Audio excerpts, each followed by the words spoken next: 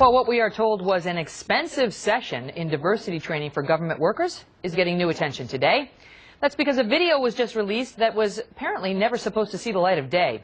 The training session you paid for was given to USDA workers a couple of years back. It was provided by an outside firm with some interesting exercises for the federal employees in attendance. I want you to say the Pilgrims were illegal aliens.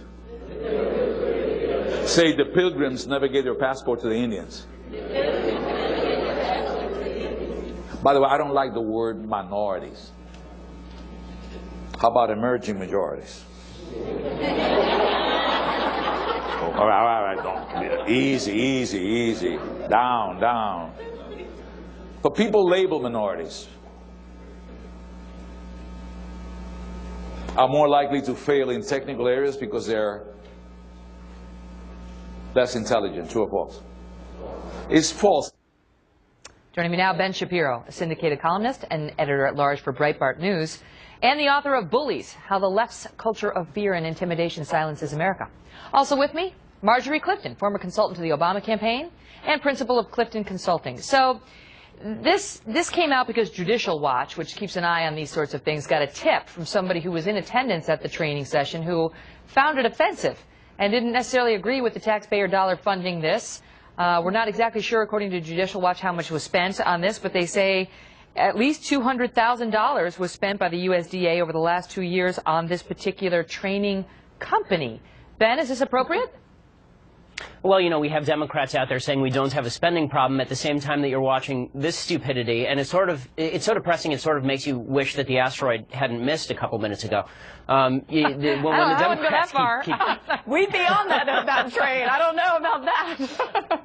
That's true, but I mean, when you look at what they're actually teaching here, what's really disturbing about it, obviously, is the kind of mentality that's being taught, the repeat after me, please chant after me, this kind of Orwellian groupthink. Right before the trust falls and before the organic paintball fighting, you have to push the idea that certain races are more racist than others, that the Pilgrims were illegal aliens. Last I checked, there wasn't great border security back in those days, and there wasn't actually a governing government in the United States in those days. But the bottom line that they're trying to push at the USDA is this idea that certain races are deserving of special scrutiny, more scrutiny than other races. This ties back into the USDA's consistent focus on the idea that there has been tremendous systematic racism inside the USDA. That was true a couple decades ago. It's not true now. There have been settlements that have been moved toward this, but the idea that you're going to hire somebody for a couple $100,000 to come in here with the cushiest job in the universe, I mean, diversity training, what exactly is your training require to become that? I want on that gravy train. I don't know, but it sounds like it's a pretty lucrative position, Marjorie, if he's getting $200,000 for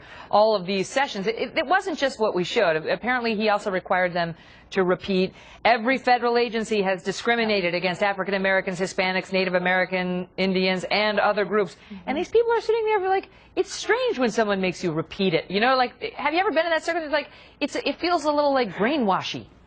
Well, I have to say, Megan, I actually run training programs as a big part of the organization that I run. We do a lot in leadership communications, and diversity is a big piece of what we do. Do you make them repeat after you? Well, every trainer has their own style. I do not, but I will say that, you know, we could criticize the merits of the way he trains, but I will say this.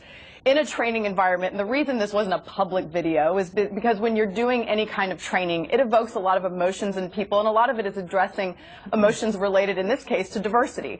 And at USDA, a big part of the work they're doing is working with migrant workers and populations that are, in fact, broadly minorities. And so I think it is important that that exists. And there's a reason, by the way, that Fortune 500 companies, government entities, and nonprofits invest in this kind of training, is because it does actually impact the way a workplace environment works. There's data to support that. So I think spending in this area is important given the work that they do.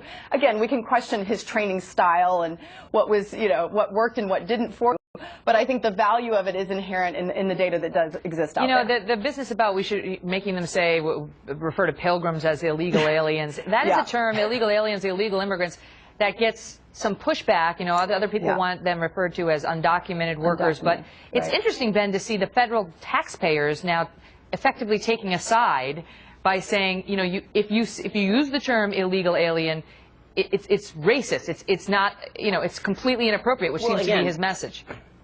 It goes back to the leftist idea that every time you want border security, what it really is that you're against Hispanic people, that you really don't like brown people. And the notion of diversity training in general is very silly. I mean, we have penalties in most companies. We certainly have penalties in the government for discrimination. The idea that you're going to get an incipient Ku Klux Klan member in that room, start telling them to repeat after you that the Pilgrims were illegal aliens, and suddenly they're going to see the light and not hate minorities is ridiculous. People who believe that who are not racist are not going to be racist regardless of diversity training. People who are racist are going to be racist regardless of diversity training, and that's why we have penalties for folks. You can educate some people who are in between. You can educate people who are not racist but don't really know that certain terms are offensive, right, Marjorie? Well, how many times do you think that somebody has come into this room and seen something like that and then really believed, okay, you know what, now the discrimination's off the table because I had this guy force me to repeat things. But they might know, Marjorie, but they might know that at least, okay, I got an asterisk on this term.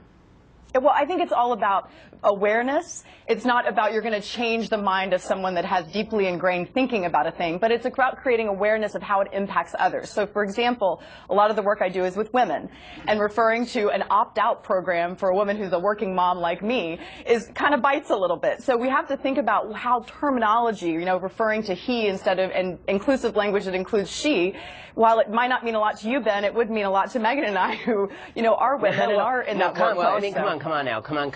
Consciousness raising can be a very expensive business. And the fact is that if we're having a conversation and I say something offensive, I would assume that you would say back to me, that's kind of offensive. That seems like a better solution than spending hundreds of thousands of dollars to have this moron in there. All right, I got to leave it at that. We'll have to leave that question in the air and see whether that happens the next time we have you two on together. Thank you, Ben. Thanks, Marjorie. We're glad you're back. Thank you very much. Thanks.